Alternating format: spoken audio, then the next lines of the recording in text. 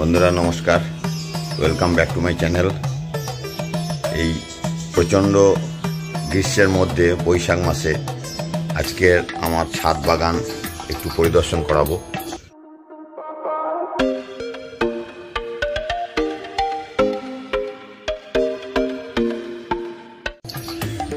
আপনারা দেখতে পাচ্ছেন এটা আমার ক্যাটিমন ম্যাঙ্গো।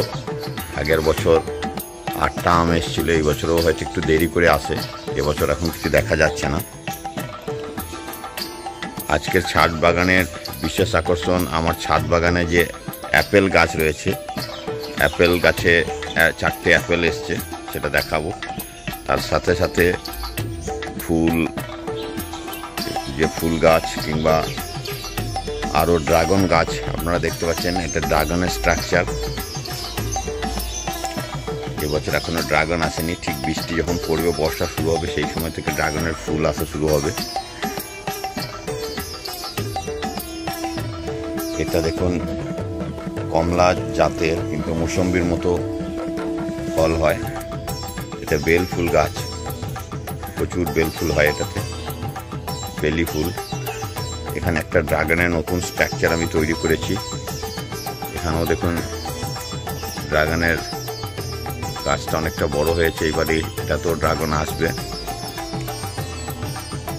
তার সাথে দেখুন কলা গাছ বা আরও কিছু রয়েছে। আর ছাদে যে পদ্ম ফুল ফোটানো যায় সেটাও আপনাদেরকে দেখাবো। ছোট ছোট ড্রাগনের এখানে পাট পাট করে পিস করে রেখেছি, ছোট ছোট একটা ডাল কেটে কেটে। পাতিলেবু গাছ, দেখুন পদ্ম ফুল। এখানে ছাদ বাগানে পদ্ম ফুল ফুটিয়েছি, 3টে কুঁড়ি আপনারা দেখতে পাচ্ছেন, একটা ফুল ফুটে গেছে এর মধ্যে, খুব সুন্দর লাগছে।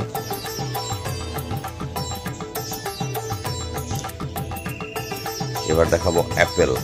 দেখুন বন্ধুরা, এখানে 2টো অ্যাপেল আপনারা দেখতে পাচ্ছেন, এখানটায় 2টো অ্যাপেল এখানে ধরে রয়েছে, আর 2টো অ্যাপেল এখানটায় আপনারা দেখতে পাচ্ছেন।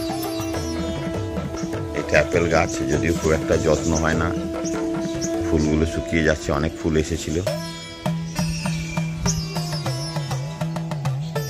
এটা অপোজিট সাইড, এখানেও দেখুন বনসাই করা রয়েছে বট গাছকে।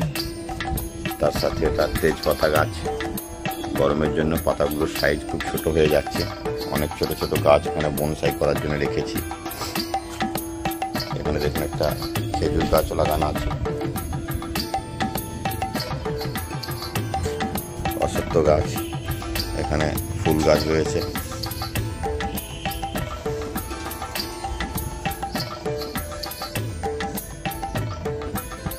এর সাথে নিচের গার্ডেনটাকেও আমি দেখাবো। নিচের গার্ডেনে অল্প একটু জায়গা রয়েছে গেটের পাশে, যেখানে মাটি আছে, সেখানে দেখুন আম গাছ, আম্রপালি আম ধরেছে। গাছটা খুব একটা বড় নয়, তাও 50 থেকে 60টা আম রয়েছে। আমের সাইজগুলো বেশ বড় হয় এবং খেতে খুবই টেস্টি, আপনারা দেখতে পাচ্ছেন। এর সাথে আঙুর গাছ রয়েছে, এর সাথে ফুল গাছ রয়েছে, গেটের ওপরে মাধবীলতা গাছও রয়েছে, এখানে অনেক ফুল আসছে। এখানে আর একটা আম গাছ দেখতে পাচ্ছেন, এটা হচ্ছে 12 মেশে থাইল্যান্ডের আম গাছ। এটাতেও প্রচুর মুকুল এসছে উপরের দিকে। এটা বছরে 3-4 বার ধরে বা 12 মাসই ফল ধরে থাকে।